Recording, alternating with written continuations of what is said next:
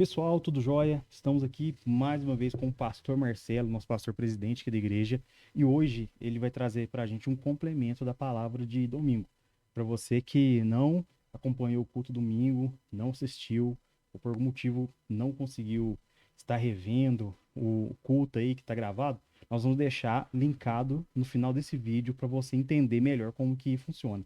Aí você assiste primeiro esse conteúdo aqui, depois você vai lá no conteúdo que vai estar linkado aqui no final do vídeo e assiste esse complemento da pregação de domingo. Passar a palavra para o nosso pastor Marcelo. Bem, obrigado, meu irmão Ed. Esse é um momento muito bom que foi criado aqui pela nossa mídia, pelo nosso irmão Ed, para a gente complementar as mensagens de domingo, né? Tanto de manhã quanto à noite, eventualmente até quarta-feira, e não só para mim, mas para qualquer um dos que pregam na igreja, Uhum. quarta-noite, domingo de manhã e domingo à noite, eles poderão vir aqui, segundo seu critério, e complementar o que foi falado com o quê? Explicar melhor algumas partes, porque na hora que a gente está pregando lá no púlpito, às vezes não dá tempo de detalhar algumas coisas, às vezes alguma Verdade. coisa que a gente fala não ficou bem compreendida, e a gente quer detalhar, explicar, complementar, e esse é o objetivo, para que você tenha aí, tanto no domingo quanto na sexta-feira, uma visão completa daquilo que foi pregado. Normalmente os pregadores, eles querem passar uma mensagem muito importante, Uhum. e normalmente a gente quer passar ela inteira, sem faltar nada. Na pregação, de quarta, domingo, não dá tempo normalmente. Então a gente aqui vai complementar. Né? Amém. E no nosso caso aqui foi de domingo à noite, domingo passado, né, dia 7 de junho, à noite, Uhum. onde nós estávamos falando sobre tudo depende de você por dentro. Mas antes eu fiz uma preparação, né, para esse momento de entender que tudo depende da gente por dentro, falando um pouco sobre a salvação, vamos falar assim. Uhum. Então, eu vou fazer um pequeno resumo aqui do que já foi falado, né? Depois você vai lá assistir para ver mais profundamente o que foi pregado lá, mas aqui eu vou fazer um resumo do que foi pregado e depois vou entrar em partes que nós não falamos na pregação. Uhum. A única coisa que importa finalmente para cada um de nós é o nosso futuro. Se tivermos certeza de que ficaremos bem, não importa o que estamos passando agora, no presente, por pior que seja. Esta é a mensagem, por exemplo, das bem-aventuranças lá de Mateus 5. Uhum. Isso é muito interessante entender, né, que para nós não ficarmos presos ao passado, o passado já passou. Verdade. O que a Bíblia diz é que a gente deve deixar o passado para trás. Né? Paulo fala lá em Filipenses, deixando as coisas que para trás ficam. Ou seja, a gente tem que fazer um rompimento com o passado. Uhum. Essa é uma das maravilhas do Evangelho. O perdão de Deus para os nossos pecados, nossos erros, segunda chance. Deus ele não fica condenando a gente pelo que a gente fez no passado de errado ou de imaturidade. Deus não é assim. Deus ele sempre está colocando a gente para olhar para frente, para começar de novo, para reformular, para ter novos projetos, estar animado. E isso sempre fala do futuro, né? Quer dizer, o Com passado já certeza. passou, não há mais o que fazer sobre ele, não adianta ficar chorando o passado, reclamando do passado, por mais dores que tenha havido, passou, passou. O presente está virando passado o tempo todo, né? Nós já estamos aqui há 2 minutos do início do podcast, e o nosso início do podcast já passou. Já passou. É verdade. Tudo que nos importa, na verdade, é o que vem pela frente, é o futuro. É o que vai acontecer hoje à noite, amanhã cedo, depois de amanhã, daqui a um ano. Então, o nosso futuro é que realmente importa. Isso mostra para a gente que a gente tem que olhar para frente. Né? O Uhum. cristão ele tem que olhar para frente, ele não pode ficar olhando para trás toda hora, amarrado no passado, como a gente diz, né? Com uma bola de ferro no pé, travando ele, Travando. uma bola de ferro do passado, travando ele, com Uhum. traumas, com ódios, com mágoas, com tristezas, com lamentações que não resolvem nada. É verdade. Outro ponto que também eu acho importante frisar é que a salvação ela é a coisa mais importante para cada um de nós. Quer dizer, se eu não tenho a salvação, não adianta eu ter dinheiro, saúde, sorte no amor, realização profissional, reputação. Eu vou para o inferno depois, velho. que adianta tudo Não isso? adianta nada. Porque tem um versículo que fala, né, pastor? Que adianta ganhar Hum, o homem, ganhar o mundo inteiro e perder sua alma, né? Exatamente. Então, não... É exatamente isso. Então a gente tem assim, o futuro super importante, a salvação super importante. Então, a terceira coisa que eu gostaria de frisar é como podemos saber que somos salvos agora e que continuaremos salvos ou seremos salvos ainda no futuro. Então a gente tem um critério bem simples na Bíblia, um critério certo e seguro, né, que eu chamo de padrão ouro da salvação. Uhum, O primeiro, confessar Jesus como Senhor. A gente vê lá em Romanos 10, confessar Jesus como Senhor vivo, né? Ele morreu, mas ressuscitou. uhum. Segundo, arrepender-se de pecados, né? Romper com pecados e obras mortas, que são coisas que não vale a pena fazer, né? Mesmo que não seja pecado, é uma perda de tempo. Terceiro, receber o batismo nas águas, ordenado por Jesus. E quarto, perseverar na fé. Ou seja, eu aceito Jesus, eu abandono pecados, eu passo pelas águas do batismo, me torno membro de uma igreja e continuo firme na fé em Jesus, na igreja e obedecendo os mandamentos de Deus. Então a gente tem aí os 4 passos para garantia da salvação. Se eu estou nesses 4 passos, eu estou salvo e serei salvo. Meu futuro está garantido. Eu estarei salvo, estou salvo agora e estarei salvo no futuro. Então a gente junta um futuro de bem-aventurança, de salvação, com a certeza disso. Porque talvez o que a gente mais precisa é saber certeza do nosso futuro. Uhum, Se eu sei que eu vou ficar bem no futuro, qualquer que seja a dureza da vida agora, eu aguento essa dureza. Mas se uhum. eu não tenho segurança em relação ao meu futuro, não sei o que vai acontecer comigo, se eu vou ficar bem, eu posso estar bem agora, mas estar mal no futuro, a minha vida vai ser ruim. Então a minha vida vai ser boa quando eu tenho certeza da minha salvação agora e no futuro. Interessante, né, pastor? Então, isso tudo que o senhor está falando reflete o que é no nosso presente, né? Então, se eu planto agora no meu presente, eu vou ter uma esperança ali que meu futuro vai dar tudo certo, porque Sim, como o passado é passado, não tem como a gente mudar, o presente é onde que nós temos a ação, sim, no momento. Então, o que exatamente. nós fazemos agora, isso vai o quê? Vai fazer nós temos uma perspectiva do que virá para o nosso futuro, né? Isso é extremamente importante. Quer dizer, se eu estou dentro da Bíblia, da palavra de Deus, eu sei que Deus não vai me trair, me decepcionar. Uhum, Por exemplo, a gente vai para Apocalipse capítulo 14 e a gente vê lá o que significa perseverança, né? Perseverança dos santos. Aqui está a perseverança dos santos. Quem são os santos? Os que são salvos e serão salvos. uhum, A perseverança dos santos é, primeiro, guardar os mandamentos de Deus, ou seja, evitar o pecado. Segundo, ter fé em Jesus. Que na verdade é a manutenção das duas condições para sermos salvos. Porque eu sou salvo quando eu tenho fé em Jesus e quando eu me arrependo de pecados. Quer dizer, eu não faço mais aquilo que é contrário aos mandamentos de Deus.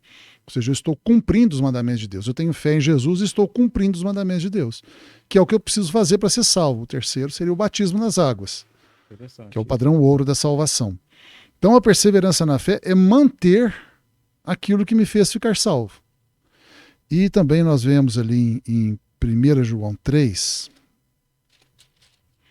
uma outra ensino do apóstolo João aí, 1 João 3, 23.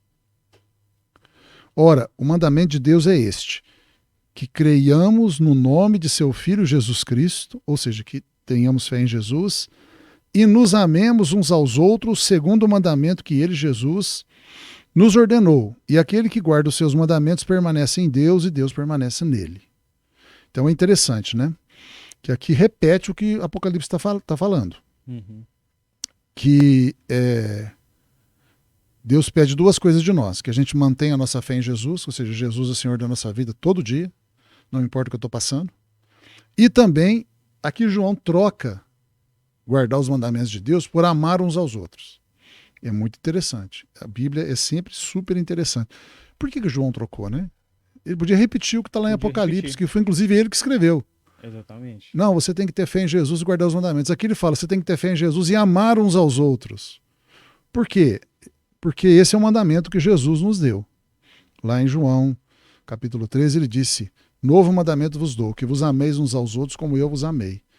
Mas a Bíblia fala que quem ama guarda toda a lei, guarda todos os mandamentos. Então, João falou guardar os mandamentos de um outro jeito. Ou seja, ele falou, se vocês se amarem uns aos outros, vocês vão guardar todos os mandamentos de Deus. Porque quem ama não faz nada de mal para o outro. Não maquina o mal, né? Não maquina o mal. Então, tudo caminhando para o mesmo ponto. Fé em Jesus, não pecar, guardar os mandamentos de Deus, amarmos uns aos outros. Então aí nós estamos tendo uma clareza aí, né, do que seria, então, um futuro garantido. E tem dois extremos a evitar nisso aí, que é o relaxamento. A pessoa ela é relaxada na vida cristã, ela não vai à igreja, ela não lê a Bíblia, ela não ora, ela fica envolvida com o mundo, com o mundanismo, fica amando as coisas do mundo, frequentando coisas do mundo, ouvindo coisas do mundo, conversando coisas do mundo, se alimentando do mundanismo, que está cheio de pecado e sujeira, e ela vai ficando relaxada na fé. Até vem à igreja de vez em quando está passando por um aperto, vem pedir oração e tal, mas não é firme. Esse é um extremo que a gente tem que evitar. Uhum.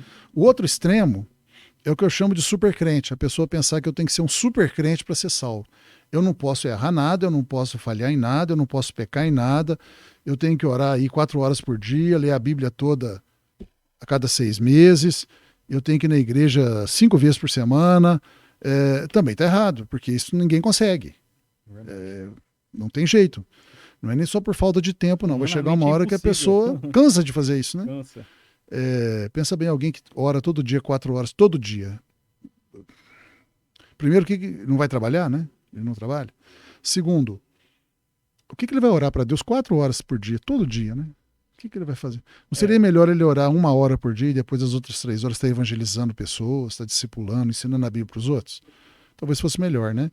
Então, esses dois extremos são inadequados. E não, o super crente, ele também tem outro problema que ninguém consegue. Quase ninguém seria salvo, porque para mim ser salvo eu tenho que orar muito, ler a Bíblia muito, ir na igreja muito, não posso fazer nenhum pecado. Se eu cometer um pequeno erro, eu perdi minha salvação. Então ninguém vai ser salvo também, porque ninguém aguenta isso. Então qual é o equilíbrio, né? Esse é um ponto importante. Qual é o equilíbrio? Aí eu selecionei na Bíblia, e aí é um ponto que eu não aprofundei muito no domingo, eu quero aprofundar agora. Eu só falei rapidamente, mas aqui eu quero trabalhar um pouquinho mais. Primeira coisa, a gente fica equilibrado na vida, né? A gente não é nem o relaxado, nem o super crente.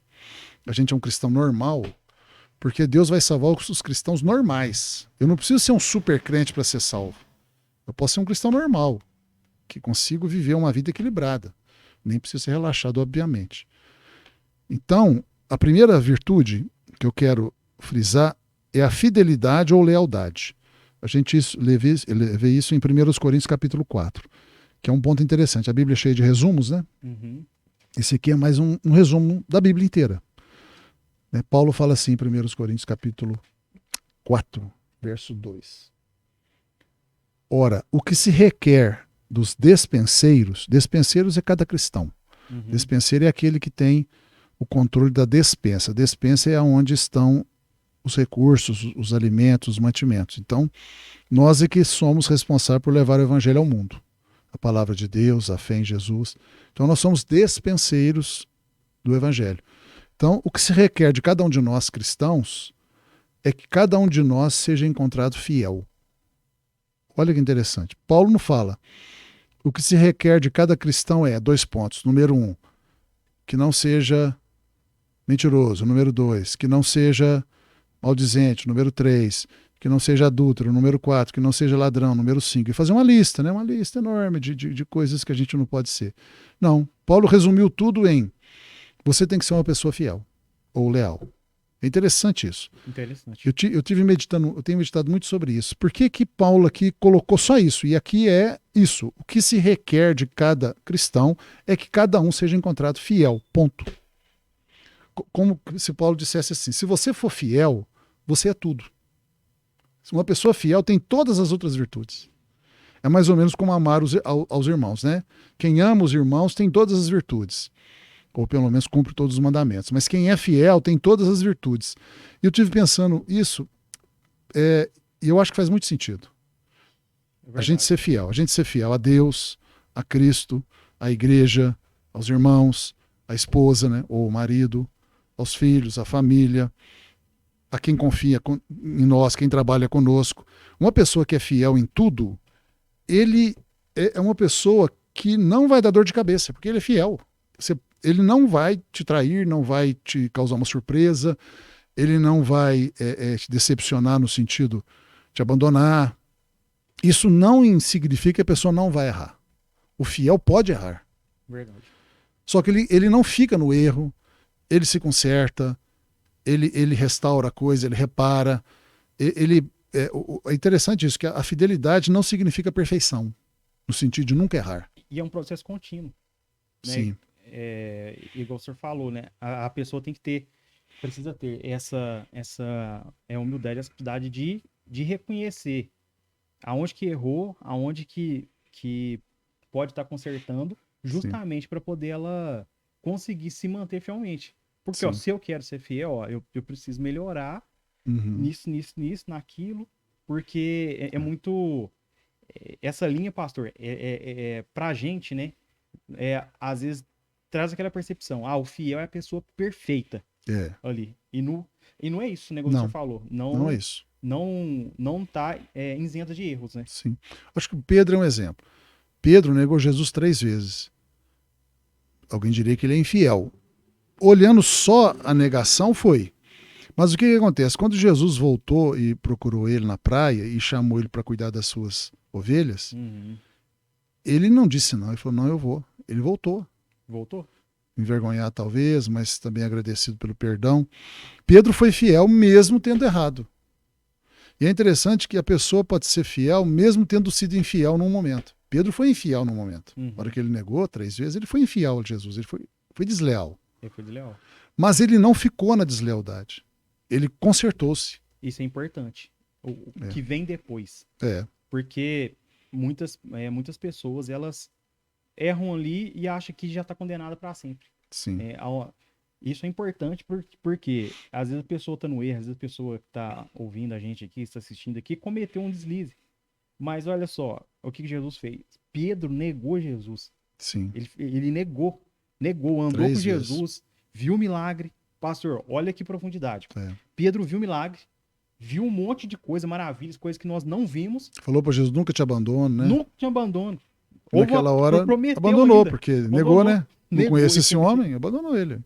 E olha, Jesus, o que fez? Estendeu a mão para ele, chamou ele para cuidar do rebanho, da igreja, e muitas vezes você tá aí com medo de alguma coisa, Sim, achando que é o pior pecado do mundo, se sentindo aí que tá perdido. Não é bem assim, olha só, tem uma palavra de restauração para você, a palavra que o pastor está trazendo pra gente é uma palavra de restauração, uma palavra que gera mudança, mas vai depender de você, vai depender de você começar, de você sair do seu lugar, de você se movimentar, voltar para a igreja, procurar ajuda. sim.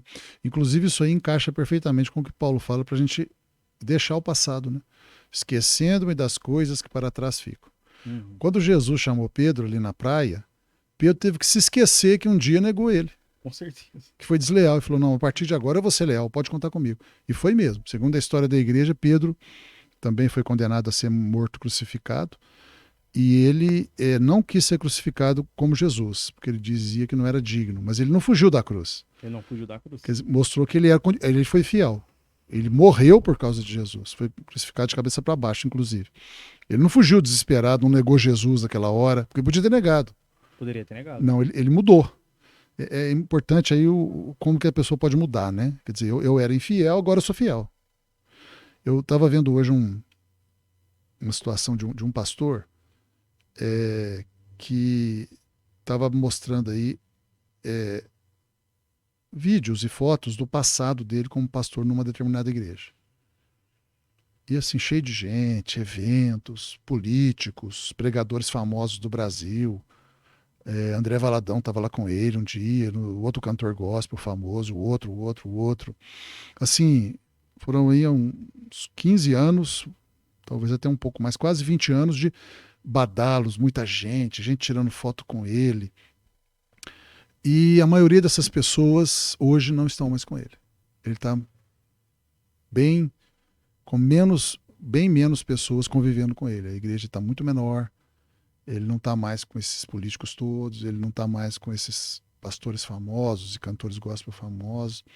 E eu estava pensando assim, meu Deus, como existe muitas pessoas em igrejas evangélicas que não são fiéis.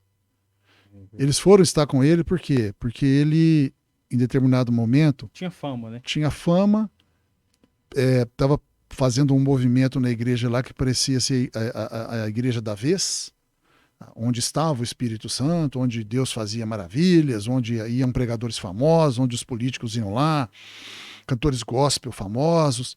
Ou seja, muita gente estava lá por interesse pessoal. Não é porque tinha lealdade ou fidelidade àquele ministério, àquela igreja ou àqueles irmãos.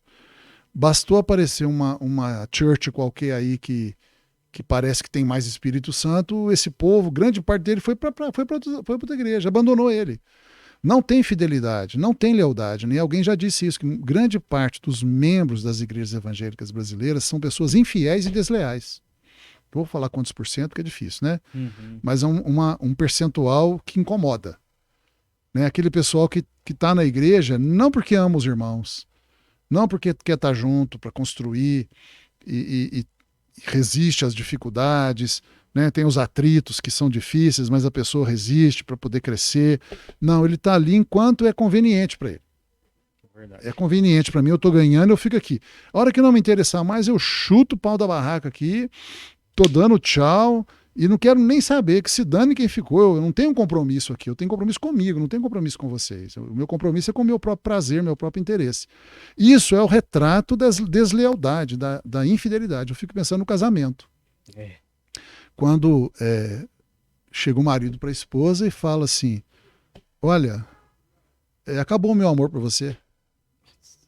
Não, foi bom enquanto durou. Eu não te amo mais, eu não sou dono do meu coração, eu não mando no meu coração, estou indo partindo para outra, viu? Tchau. A mulher o ajudou ele no começo da vida. Quando ele estava lá, quando eles casaram, eles eram pobres. Estou contando até um caso real aqui. Uhum. Ela ajudou ele a construir a casa, foi servente de pedreiro para ele, porque ele não podia pagar, só podia pagar o pedreiro, não podia pagar o servente. Então ele ia trabalhar, ela ficava lá servindo ao pedreiro, amassando massa de cimento, dando tijolo. Ela foi o servente de pedreiro para construir a casinha deles. Aí ele foi e tal, era fiel a ele, lavava a roupa dele, passava a roupa dele, fazia comida para ele, era a esposa dele. Ajudadora, como diz a Bíblia. Aí ele foi e tal, estudou, fez um concurso, passou num cargo público, começou a ganhar muito bem e tal. Quando veio agora, depois de aí uns 30 anos de casamento, e tal, eu não posso mandar no meu coração, estou apaixonado por uma menina de 20 e poucos anos, ele tem lá seus 50 e poucos. Você ficou velha. Tem uma de 20 e poucos que está me dando bola e eu quero estar com ela e tchau, viu? Nossa. Quer dizer, é o retrato da infidelidade. É o retrato da deslealdade. Quer dizer, ele só ficou com ela enquanto era conveniente a ele, ela foi usada por ele. E é grave isso, né, pastor? Uma das piores coisas que existe na vida é você se sentir usado por alguém, né? Quer dizer, eu não sou uma pessoa, eu sou um objeto. O dia que não servir mais, eu sou descartado. Então, a virtude da lealdade, da fidelidade, é uma virtude linda. E aqui Paulo, eu acho que ele acertou na mosca. A pessoa que é leal e fiel, ela é uma pessoa de ouro, de Deus. Então eu fiquei pensando nisso, né? Desse pastor, como é que ele está se sentindo? Deve ser muito ruim.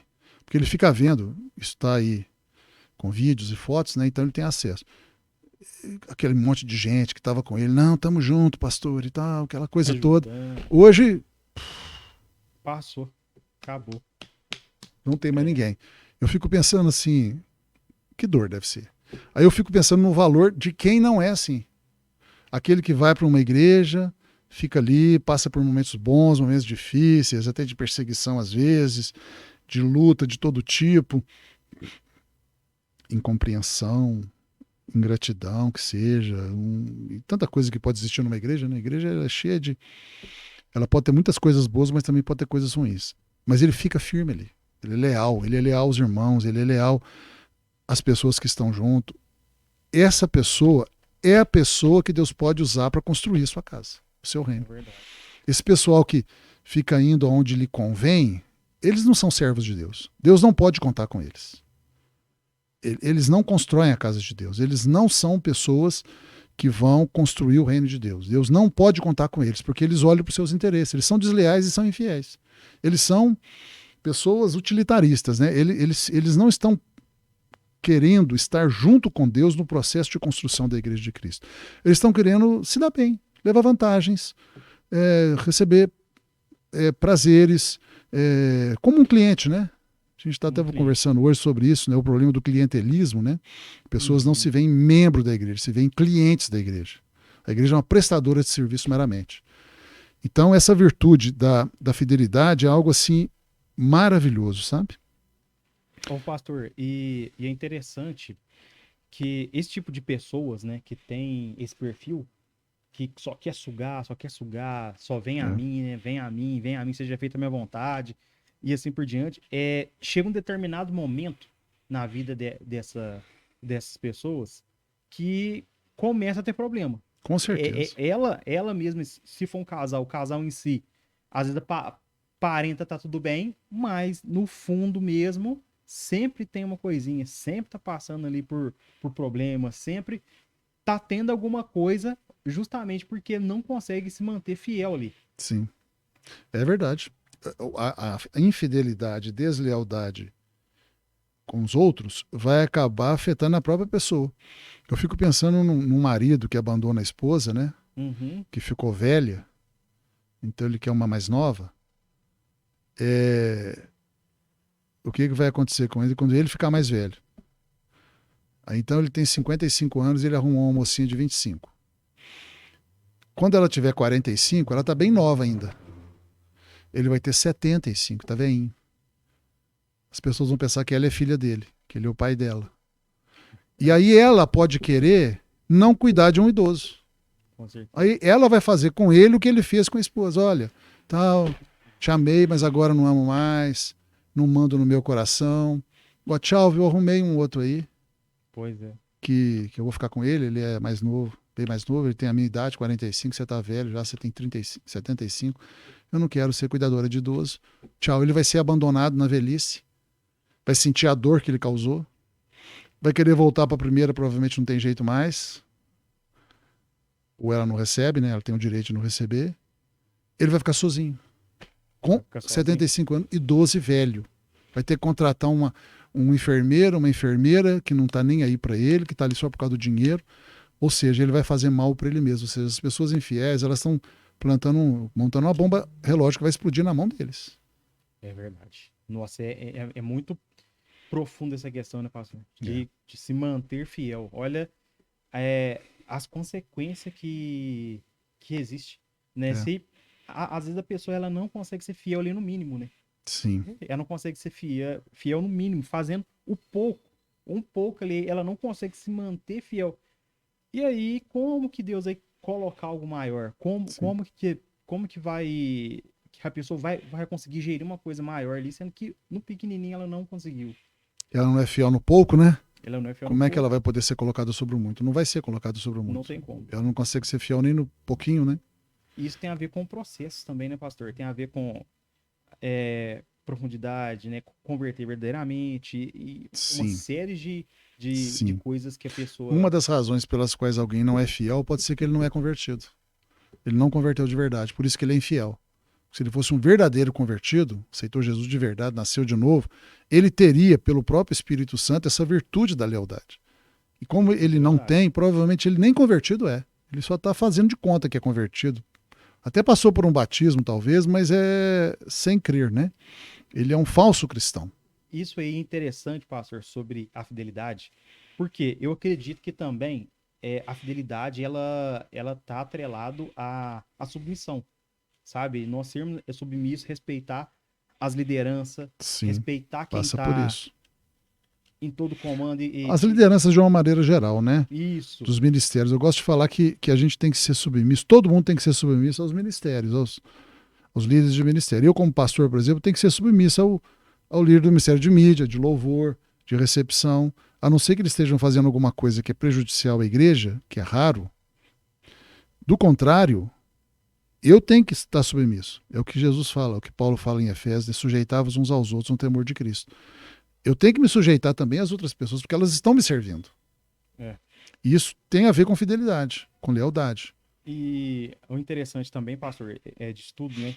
Que olha só, a pessoa que ela é fiel, ela tem uma constância ali. Os consegue para uma constância, né? Igual já tem anos que o senhor está envolvido com igreja, trabalhando em igreja, hoje é pastor da igreja, presidente da igreja. O senhor se manteve anos e anos e anos dentro de uma igreja, dentro de um ministério. Sim. Se manteve ali fielmente. Então, o caminho desses É. é constância, né? Esse é um bom exemplo. Eu me converti em Uberlândia, vindo para Lavras, que é onde eu morava, e moro, né? Eu não tinha aqui uma igreja exatamente igual. Lá foi uma comunidade cristã. Então eu orei a Deus para qual igreja ficar. Então eu fui para uma determinada igreja da cidade, e era uma igreja pequenininha, tinha 15 membros. O tamanho da igreja era 2 vezes essa sala aqui, né? Essa sala é pequena, imagina ela dobrada, era só isso. Cabia 15 pessoas lá dentro. E eu fiquei lá, era uma igreja pequena, vamos dizer assim, pobre, né? Não tinha recurso, as pessoas que estavam lá eram pessoas simples, mas eu fiquei lá. Depois a gente tem toda uma história, que se alguém quiser saber, está no nosso canal do YouTube aí. Passei por vários momentos em que fui traído, ingratidão, caluniado, perseguido. Alguém fala, dentro da igreja? Dentro da igreja. Existe isso dentro da igreja. É assustador, você falar, a igreja tem que ser um lugar de amor. Não, tem pessoas que não amam e estão na igreja, gente, infelizmente. E eu tinha tudo para poder sair da igreja. Eu com a minha esposa nenhuma, né? A gente tinha tudo para sair, várias vezes, não foi nenhuma nem duas, foi umas 20 vezes a gente teve motivos para sair. Muita gente teria, se fosse a gente, teria saído. Tem pessoas que saem de igreja por muito menos. Eu fui caluniado, eu sofri ingratidão, eu fui perseguido, eu fui traído, eu fui boicotado, tudo que é possível uma pessoa ter. É ruim, é claro que é ruim. É bom passar por isso? Claro que não. Mas eu fiquei firme. Eu fiquei firme muito por causa do seguinte, eu olhava para os irmãos assim, principalmente para os irmãos que eram amigos, que eram bondosos, né, que estavam junto, que a gente fez amizade, um amor genuíno cristão, eu falava, se eu sair daqui, eu vou deixar eles. E eu quero ajudá-los. Então, por amor a eles, eu fiquei e fico até hoje. De certa forma, eu nunca saí da igreja. Teve mudanças, mas eu nunca abandonei assim os irmãos, né? E eu vejo que isso tem uma grande recompensa. Deus, ele recompensa muito a lealdade. Então, você tem toda a razão. Eu digo isso porque eu lembrei também, né, da época que eu peguei e vim para a igreja. Foi 2004, mais ou menos. Tem o quê? Quase 20 anos. Vai fazer 20 anos. Não tem mais, velho. Tem 2004, 2005. 22, né? 22 anos. 2004, 22. 22 anos. Já é uma vida. Já é uma vida e assim, só que eu parei para refletir agora, eu falei, nossa, já tem bastante tempo, né? Tem muito tempo já. E aí falar, mas o que fez ficar firme?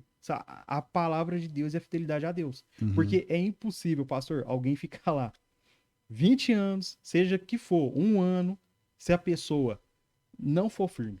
Não fica. Tem fica gente que cai por menos. Não for fiel, né? Se não for fiel, não consegue. Fica. Justamente porque tem os altos e baixos, tem os momentos bons, ruins, e assim por diante, né? Então nós temos que sempre estar fixo na palavra de Deus. Então isso, né, é para os irmãos aí que às vezes tá desanimado. Gente, a caminhada é longa. Talvez você tem 3 meses de igreja, 2 meses, 1 ano, 2 anos, sabe? E às vezes tá completando 10 anos, tá passando por coisas que nunca passou. Então, é só perseverar. Né? Nós temos pastor de exemplo aqui, é só perseverar que vai dar certo. Nós podemos até falar um pouco mais para essas pessoas que têm uma dor com o passado. Eu fui infiel, eu fui desleal com alguém lá no passado. Não fique se doendo por essa dor, paralisado por essa dor. Coloca debaixo do sangue de Jesus isso, recebe o perdão e daqui para frente seja fiel. Igual Pedro. Pedro não ficou se condoendo para neguei, eu fui um sem vergonha, eu fui desleal com Jesus. Não, ele né, colocou debaixo do perdão de Deus e agora eu vou ser fiel daqui para frente. E foi fiel dali para frente. Quer dizer, consertar o caminho, que é o que a gente chama de arrependimento, né? é uma atitude linda. Inclusive, a gente tem falado que a única vez que o céu faz festa é quando uma pessoa conserta a sua vida. É o arrependimento. Quando um pecador se arrepende, ou seja, uma pessoa que estava errando, ele para de errar e conserta a vida, o céu faz festa. Faz festa. Ou seja, porque é lindo. Então, a pessoa que tem uma história, eu tenho uma tristeza porque eu fui desleal à igreja, à esposa, à cônjuge, a pessoas, não fica paralisado por isso não. Se arrepende, recebe o perdão de Deus pelo sangue de Jesus e daqui para frente seja fiel.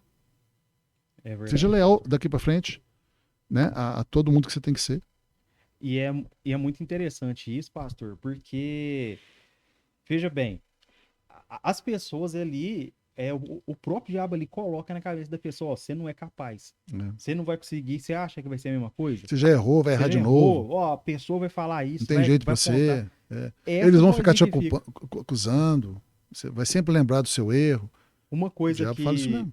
Que é bom, né, eu acho que é uma boa prática aí, a Bíblia fala, ó, analisar tudo e reter o que é de bom. Uhum. Então, quando a pessoa se torna uma pessoa analista, ela começa o quê? Ela começa a pensar mais. Ela começa a pensar antes de agir. Sim. Ela pensa, ó, isso aqui vai acrescentar alguma coisa? Ó, isso aqui vai ter algum proveito? Ah, eu vou conseguir o que com isso? Porque muitas vezes a pessoa toma um litro de veneno, pastor, querendo que a outra morre. Mas quem tá sendo envenenado é quem tá tomando ali o veneno. Verdade. Então eu vejo que o nosso foco é sempre para frente, gente, sempre para frente. E as pessoas não podem esquecer que tem um Deus maior que assiste tudo, tem um Deus maior que vê tudo, Deus conhece, sonda o nosso coração. Então a melhor forma de estar é estar em paz com Deus. Ó, Senhor, eu estou em paz com o Senhor e Deus vai conduzindo o caminho. Nós vamos esforçando ali. Porque Deus, pastor, ele não é injusto. O nosso Deus, ele não é injusto. Não é. Se você for fiel, se manter fiel, seguir, eu tenho certeza, sabe, que Deus abençoa. Até o versículo que a gente citou. Jesus disse, você foi fiel no pouco.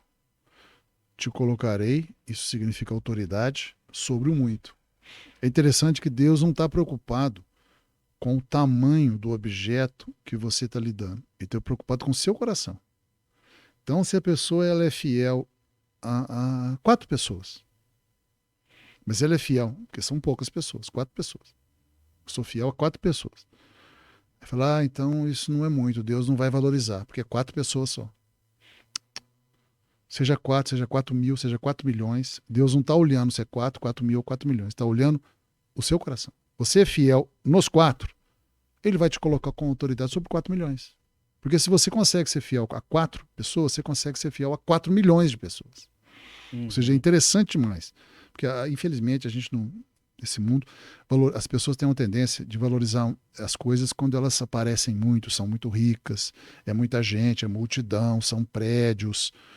Você vê, por exemplo, a igreja, né? As pessoas costumam ficar impressionadas com o tamanho das igrejas. O tamanho do templo, o número de membros. Ministério de louvor... É o palco que está, as luzes, o número de músicos, o volume de som, quantas cópias vendeu, quanto dinheiro arrecada. Isso é uma tolice. Porque Deus não vê isso. Com a igreja que tem o Espírito Santo, que tem Jesus ali, que a igreja é grande. Exatamente. Deus não é assim. Essa pessoa não conhece Deus. Deus ele está preocupado com o coração da pessoa. É igual aquela oferta da viúva pobre. Ela ofertou 2 centavos. Os ricos ofertavam grandes somas em dinheiro, milhares de reais, né? Como se fossem reais. Ela ofertou 2 centavos. Jesus falou, ela ofertou mais que todo mundo. Pastor, inclusive, né, tem um versículo na Bíblia que tem ali um mandamento pra gente, falando que o que nós devemos guardar? O nosso coração. Sim. Por que está por dentro aqui. É interessante porque fala especificamente guarda o teu coração. Se a pessoa é fiel no seu coração a pouco, para Deus é como se ele fosse fiel em muito. Não tem diferença. Isso é muito importante a gente entender. Assim, talvez uma das coisas mais importantes de entendermos na nossa sociedade hoje, brasileira inclusive, é como Deus vê as coisas. Os evangélicos, grande parte dos evangélicos, tem uma visão muito errada das coisas. Não conhecem Deus. Por isso que eu falo, o evangélico brasileiro ele precisa ler mais a Bíblia, meditar mais, porque eles são... grande parte das coisas que os evangélicos brasileiros pensam são coisas católicas, Por isso que o pastor Augusto Nicodemos da Presbiteriana fala que o evangélico brasileiro tem alma católica. Ele tem razão. Grande parte dos evangélicos, também igrejas evangélicas, pensam e agem como católicos. Tem idolatria, são egoístas, Verdade. né? E aí vai por aí fora. São Por aí. clientelistas, né?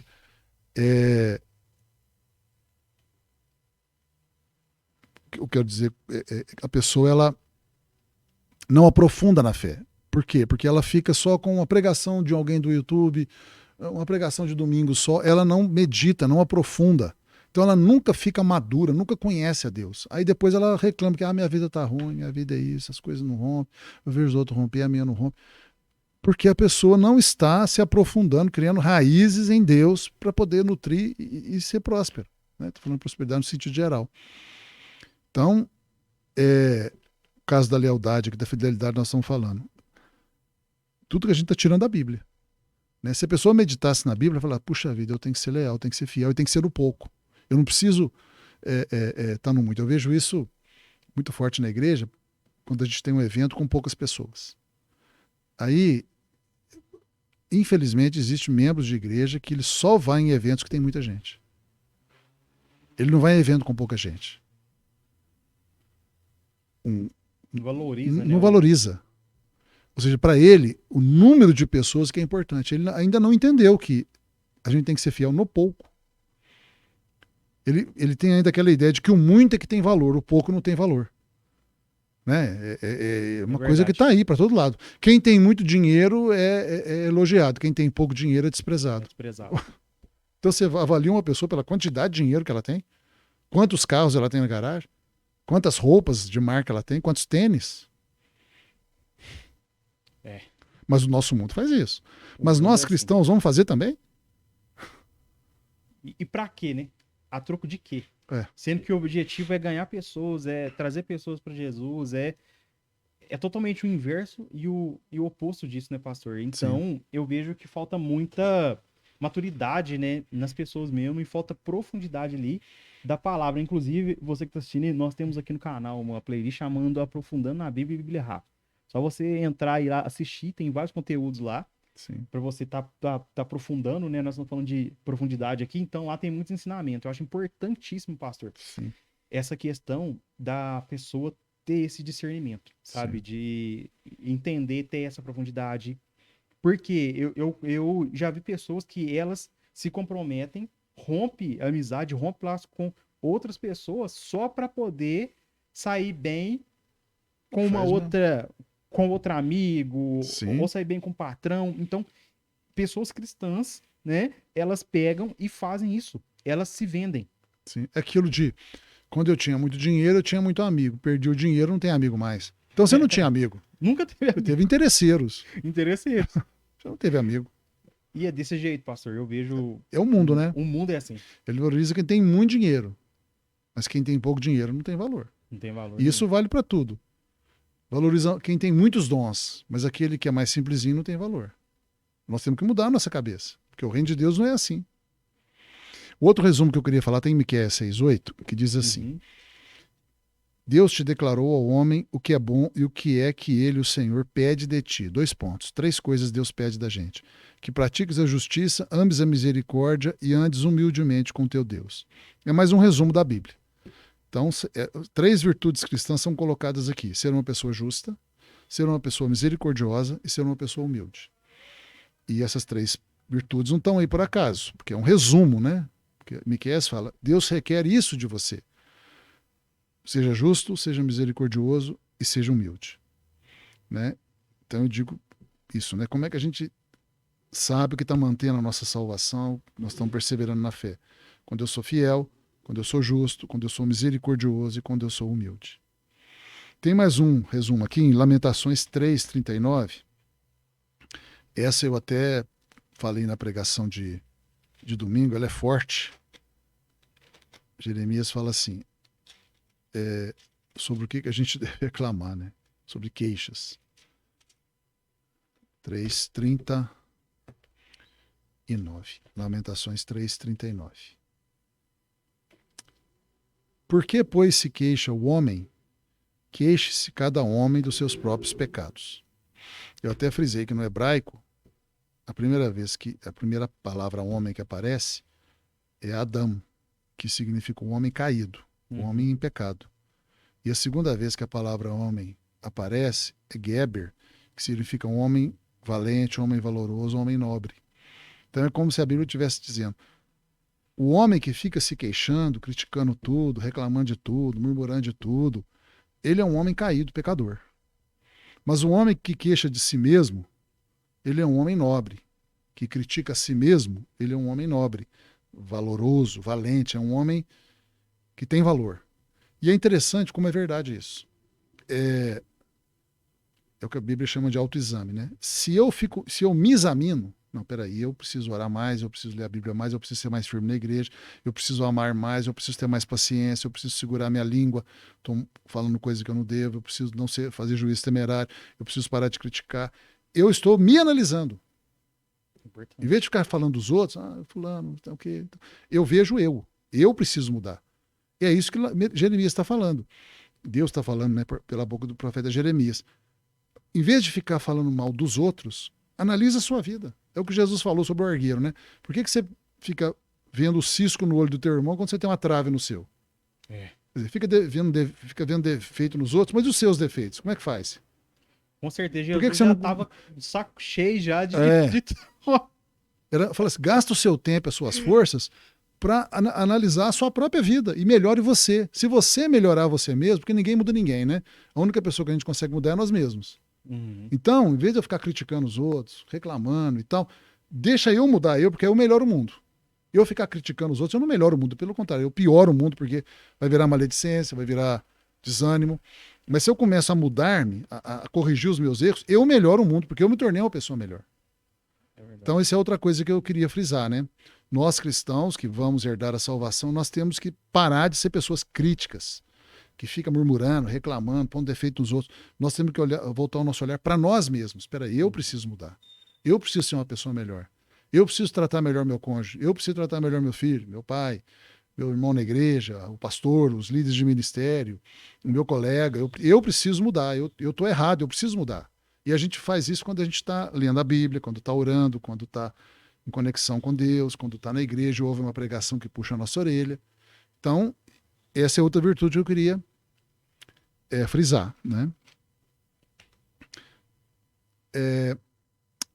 Nunca deixe de fazer a sua parte na grande comissão.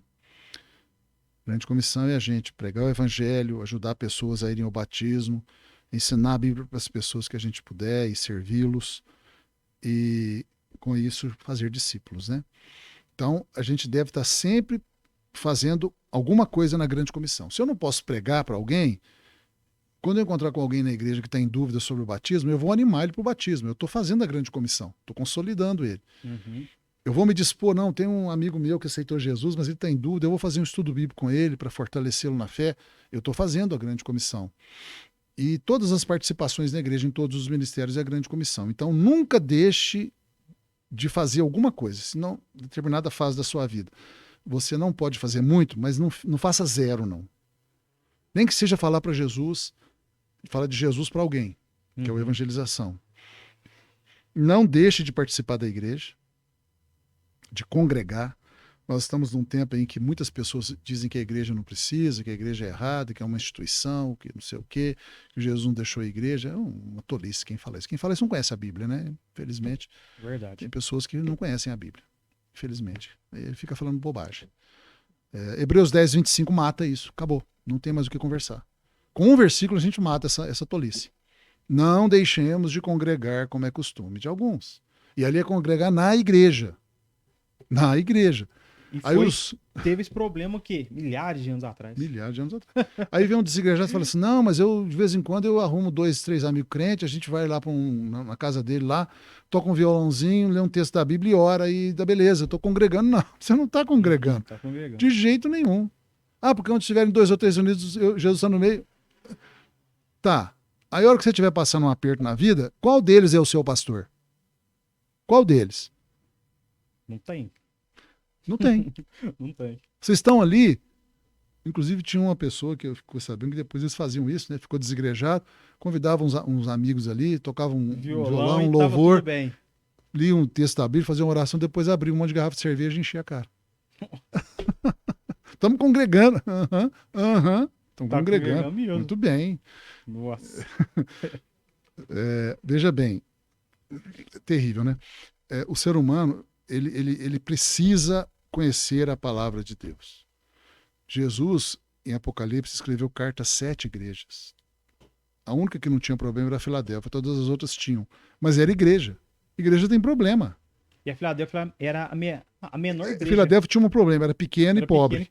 Tem gente que não vai ficar nela, porque ele quer ficar numa igreja rica. Até pelo status de estar numa igreja rica, né?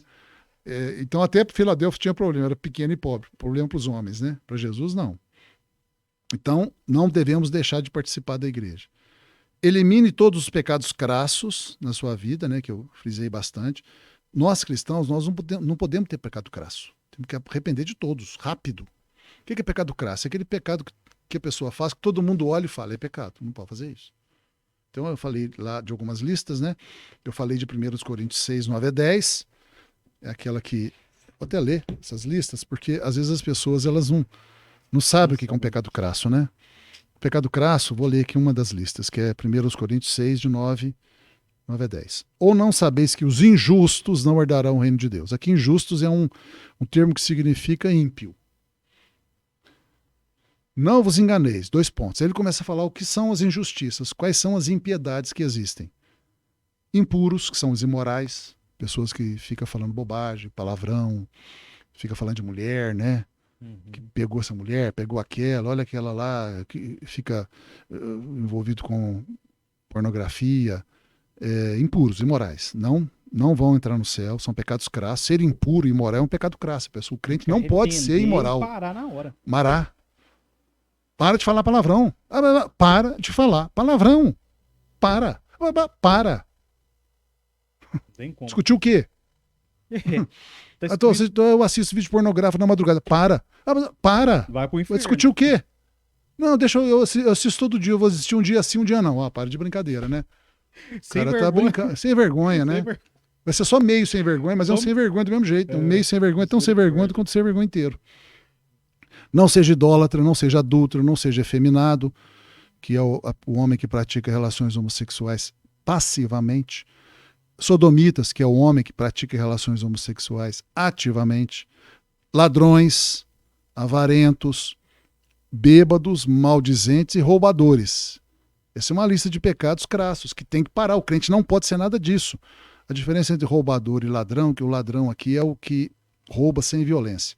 O roubador é o ladrão que rouba com violência.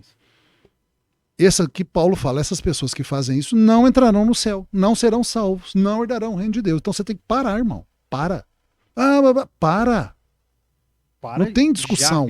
Já agora. Não fica com nhenhenhé. Não sei o que, eu sou fraco. Então vai converter, irmão. Vai converter, ué. Apocalipse 22, versículo 14. Bem-aventurados aqueles que lavam suas vestiduras no sangue do Cordeiro, para que lhes assista o direito à árvore da vida e entrem na cidade pelas portas. Fora ficam os cães, feiticeiros, impuros de novo, os imorais, os assassinos, os idólatras e todo aquele que ama e pratica mentira. Isso aqui são pecados crassos. Ser mentiroso, idólatra, assassino, imoral, feiticeiro. Cães é um termo curioso, né? Cães significa aquela pessoa, Maria vai com as outras nas coisas erradas. Todo mundo está fazendo, eu vou fazer também. Porque os cães, eles andam em bando, né? Um seguindo o outro. Um cachorro fica seguindo o outro. Então, ser um cão é ser uma pessoa que fica seguindo os ímpios. Todo mundo está usando mini saia, eu vou usar também. Todo mundo está indo no show lá do mundo, eu vou também. A pessoa não tem posicionamento. Não tem. Ele segue a multidão de ímpios. Todo mundo toma cervejinha, eu vou também tomar. Todo mundo está indo naquele barzinho, eu vou também. Esses são os cães. Ele fica seguindo os outros cachorros. Ele não tem posicionamento. Tem que parar com isso também. A gente tem lá em Gálatas 5, que são as obras da carne, as famosas, né? São ali bastante conhecidas. Tudo são pecados crassos.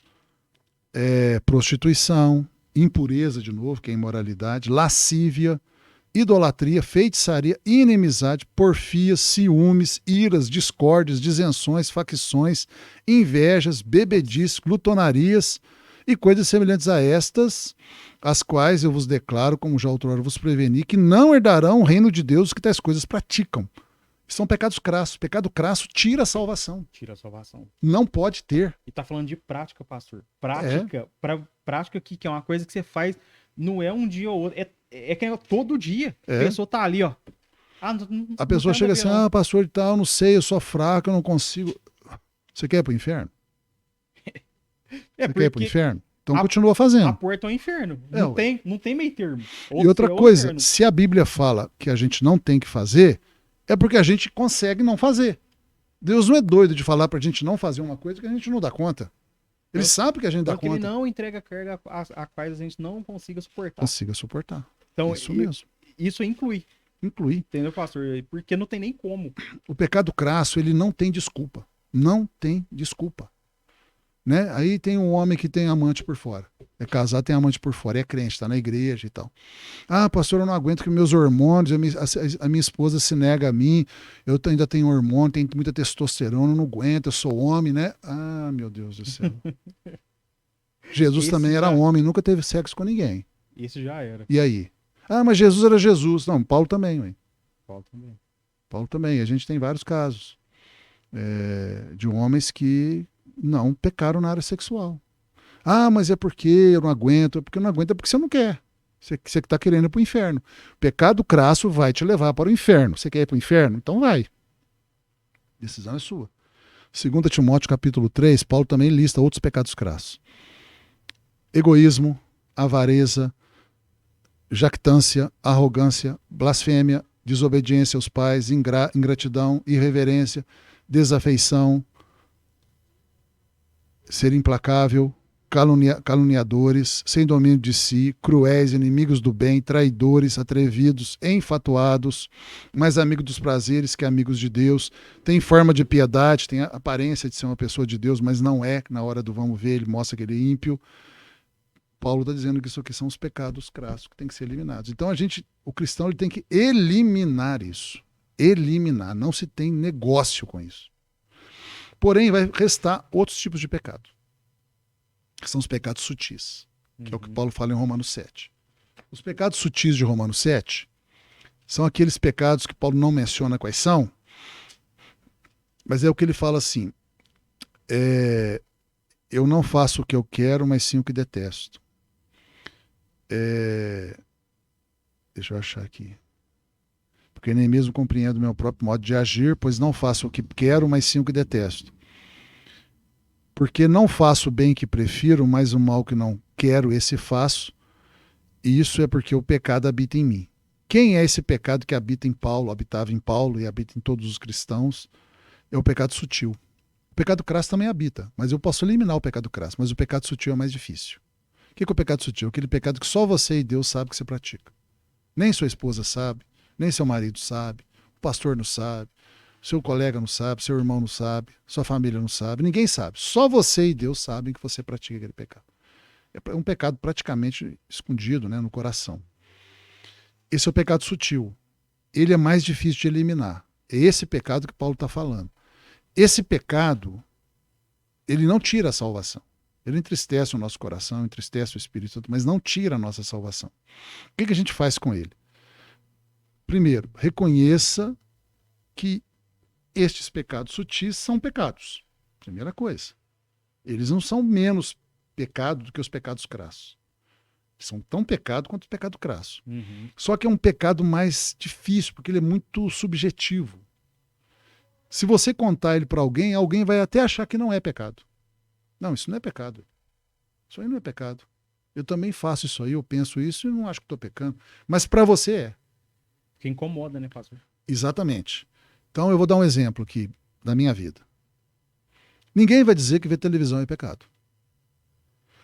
Mas tem dia que eu assisto televisão e eu sinto que eu pequei. Que eu devia ter pegando aquele tempo ali e estou usando em outra coisa melhor. Eu perdi meu tempo. O Espírito Santo me incomoda. O Espírito Santo fala assim, você perdeu o seu tempo. E às vezes o filme me deixa nervoso. Eu gosto muito de filme de ação, de guerra. E às vezes é guerra demais, é ação demais, sangueira e tal. Eu fico nervoso, ansioso, meu coração fica tum, tum, tum, tum, tum, tum, tum, tum. Eu sonho com aquilo ali, que eu tô sendo assaltado, perseguido, morto, durmo mal. E o Espírito Santo me fala, você não deveria ter assistido, você pecou. Você usou mal o seu tempo. Não é que assistir o filme é pecado, mas para mim foi. Outra pessoa talvez possa assistir o mesmo filme e o Espírito Santo não vai falar nada com ele. Então, o pecado sutil é muito uma coisa entre você e Deus. Você e Deus. Ele não vai tirar a sua salvação, porque ninguém vai perder a sua salvação porque assistiu um filme.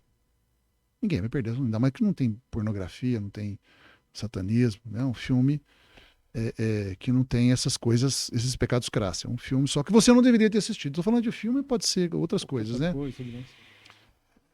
Ir num show. Aí eu fui no show tal. É pecado, você não bebeu, você não usou droga, você não prostituiu, você não falou palavrão, você até falou de Jesus para uma pessoa lá, mas você não devia ter ido. O Espírito falou, você não devia ter vindo aqui. Só você e Deus é que sabe que você pecou. O que a gente faz? Primeiro, a gente tem que reconhecer que a gente pecou. Não, Senhor, eu pequei, peço perdão por isso, recebe o perdão, como qualquer outro pecado. Segundo, não fique paralisado por causa daquele pecado. Nossa, eu sou a pior pessoa do mundo porque eu fui naquele show. Meu Deus do céu, eu sou um pecador. Não. Continua a viver a vida cristã normalmente, sabendo que o sangue de Jesus nos purifica de todo pecado, que nenhuma condenação há para aqueles que estão em Cristo e que há paz entre você e Deus. Continue a servir na igreja e no evangelho normalmente, mesmo você se percebendo como um pecador que cometeu um pecado sutil. Né? Eu coloquei 2 versículos aqui. 1 Timóteo 1,15. Deixa eu ver o que está lá. 1 Timóteo 1,15. Fiel é a palavra e digna de toda aceitação, que Cristo Jesus veio ao mundo para salvar os pecadores, dos quais eu, Paulo, sou o principal. Interessante. Paulo se considerava o principal, o maior dos pecadores. E ele era apóstolo. Por quê? Porque ele tinha consciência, como ele falou em Romanos 7, da sua pecaminosidade interior. Às vezes a gente pensa mal de alguém, juízo temerário. Só eu e Deus que fiquei sabendo que eu pensei mal de uma pessoa. Mas eu pensei mal erroneamente. Foi um pecado. Ninguém sabe. Nem a pessoa sabe que eu pensei mal dela. Mas eu pensei, eu e Deus sabemos. Paulo fala, eu sou um pecador, sou o maior deles. E aí em Efésios 3,8, Paulo fala que ele é o menor dos santos. Ou seja, Paulo se considerava o maior dos pecadores e o menor dos santos. Quer dizer, olha para você ver como pode isso, né? Efésios 3,8. É curioso isso. A mim, o menor de todos os santos, me foi dada esta graça de pregar o evangelho das insondáveis riquezas de Cristo. Quer dizer, Paulo não parou de pregar o evangelho porque ele se considerava o menor de todos os santos, ou seja, o menos santo dos homens e o maior dos pecadores. Olha para você ver. Mas ele não parou. Ele continuou pregando o evangelho, continuou levando as pessoas a Cristo, fundando igrejas. Então a gente tem que aprender a conviver com essa pecaminosidade interior que só vai acabar na ressurreição, até lá não vai acabar. E provavelmente quanto mais você fica perto de Deus, mais você se percebe pecador. Mas não pare, o segredo é não parar. Recebe o perdão, confessa se for o caso e continua. Continua. Vamos terminando aqui, né? Cuide do seu coração, como o irmão Ed falou, né? Você tem que cuidar do seu mundo interior. Sobre todas as coisas se deve guardar. Guarda o teu coração. Isso aí está em Provérbios 4:23. E, finalmente, vou aqui fazer uma ordem de coisas que a gente tem que fazer para guardar o nosso coração, o nosso mundo interior. Tenha intimidade com Deus, por meio do estudo bíblico, da oração e do caminhar com Deus. Tenha intimidade, não perca a intimidade com Deus, em primeiro lugar. Segundo, mantenha a sua fé, não perca a sua fé. Terceiro, cuide da sua consciência. Se você errou, pede perdão a Deus.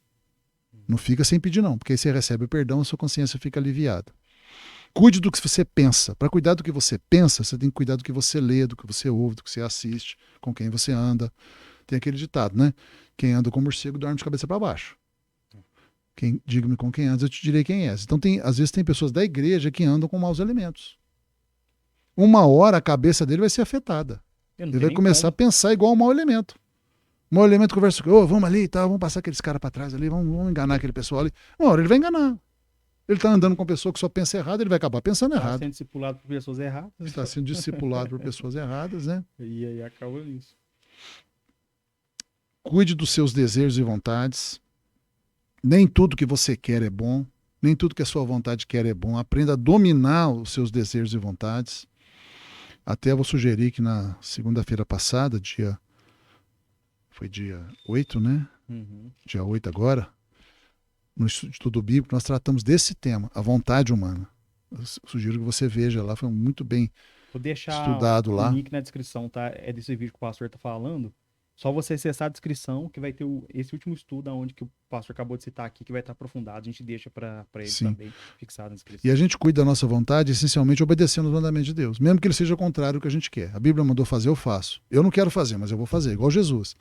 Não seja o que eu quero, mas sim o que tu queres. Ele não queria ir para a cruz, mas Deus queria que ele fosse, então ele fez a vontade de Deus. Fez a vontade de Deus. E foi maravilhosamente recompensado e nos salvou por isso, né? Verdade. Se Jesus fosse seguir a vontade dele, nós não seríamos salvos. E a vontade do Pai não seria feita. E o mundo estaria numa desgraça total, o inferno venceu. Uhum. Mas Jesus, ele morreu para a sua vontade e fez a vontade de Deus. É assim que a gente vence os nossos maus desejos e más vontades. Por fim, suas emoções e sentimentos se ajustarão adequadamente quando você obedece os mandamentos de Deus e você terá paz. Ou seja, o segredo para você ter uma pessoa, ser uma pessoa de paz, que tem a paz de Deus no coração, é não fazer só as suas vontades, seus desejos, nem viver das suas emoções. Faça o que Deus manda, mesmo que as suas emoções não queiram fazer. Mas obriga as suas emoções, sua vontade a fazer o que Deus quer. Eu dou muito exemplo de culto, né? Chega domingo, não quero ir no culto hoje não. Vá. Mas eu não estou afim hoje. Vá. Você está cedendo às suas vontades, às suas emoções, vai dar errado. Se você for no culto, você vai ser abençoado. Deus vai te dar uma palavra lá que vai mudar a sua vida. O Espírito Santo vai mover na sua vida. E você vai ser muito mais abençoado porque foi, mesmo não querendo ir. Tudo isso é perfeitamente possível a cada um de nós. E o viver assim é que consiste em ter azeite nas lâmpadas para encontrar-se com o noivo à meia-noite. E nós estamos perto da meia-noite, né? Eu até citei lá o relógio do juízo final, que no dia 7 estava marcando 23 horas, 58 minutos e 35 segundos. Isto é, só faltavam 85 segundos para meia-noite. Os 85 segundos para meia-noite, para os cientistas que criaram esse relógio, é a extinção da humanidade. A humanidade vai ser extinta quando der meia-noite. Mas para nós cristãos é a volta de Jesus e a humanidade não vai ser extinta. Pelo contrário, nós vamos ter a renovação de todas as coisas e o reino de Deus virá para a terra. É verdade. Amém. Muito bom. Amém. Então, foi isso, pessoal. Espero que vocês tenham gostado, tá? Vão ter outros mais vídeos também. Sempre quando ter uma pregação, o pastor vai trazer ali, né? Ele achando viável trazer mais um complemento igualzinho esse, que foi muito bom. Então, olha só, você tá num canal aqui riquíssimos de conteúdo. Aproveitem aí, acessem, compartilhem, tá? Deixa seu like, deixa o seu comentário também importante, tá? Aqui nesse vídeo, deixa aí pra gente estar avaliando. Dê sugestões também de tema pra gente estar trazendo aí. Então, até mais, pastor. Obrigado mais uma vez. Obrigado, pessoal. Obrigado, meu irmão Ed. Tchau, tchau. Tchau, tchau.